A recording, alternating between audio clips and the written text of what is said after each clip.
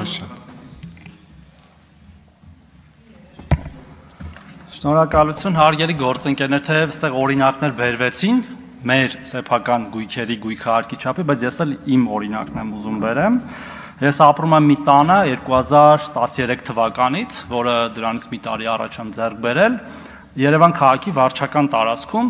եւ մինչեւ այս վերջի փոփոխությունները վճարում եմ 5000 դրամ գույքահարկ։ Ու ինքը զարմանում է, թե ես ինչի եմ 5000 դրամ վճարում իմ տան համար։ Անկեղծ զարմանում էի ձեռբերման օրվանից։ Հիմա պարզվում է, պետքա վճարեմ 15000 դրամ գույքահարկ։ Էլի ընդհանրապես անկեղծ, էլի զարմանալով։ Այդ ֆիքսենք։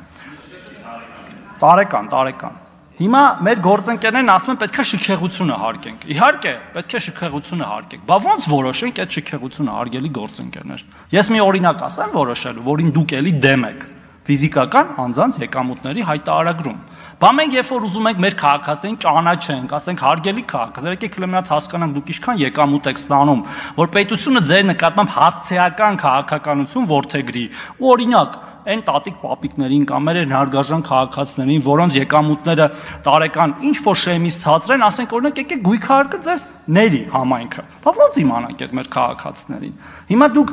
մի օրինակ եք բերում, որ ֆիզիկական անձանց եկամուտների հայտարարագրերը չեղարկենք, հետո էլ ասում եք շքեղություն հարկենք, եկեք կողմնորոշվեք, էլի դուք հիմա որն եք ուզում, որը չեք ուզում։ Պետք է ընդհանրապես քարոզել այն ինչ անում ես եւ անել այն ինչ քարոզում ես։ Հաջորդը, բա համայնքների ծախսերը ոնց անենք, հարգելի գործընկեր։ Ես օրինակ մի ձև գիտեմ։ Եկեք կրճատենք համայնքների ծախսերը, գույքահար եկամուտները, որ ծախսերը չկարողանան անել, որ ընտրությունների նախաշեմին լոկալ օլիգարխների կամ մեծ օլիգարխների միջոցով ասֆալտ անենք, լուսավորություն քաշենք, ինչ որ բաներ բարեկարգենք, մանկապարտեզներ վերանորոգենք, դա շատ լավ եղանակ է, որը ժամանակին իհարկե գործել է, բայց մենք ուզում ենք պետություն կառուցենք եւ համայնք կառուցենք։ Իսկ պետությունը եւ համայնքը առանց սեփական բյուջեի, սեփական եկամուտների եւ ծախսերի չի կարող լինել։ Շնորհակալություն։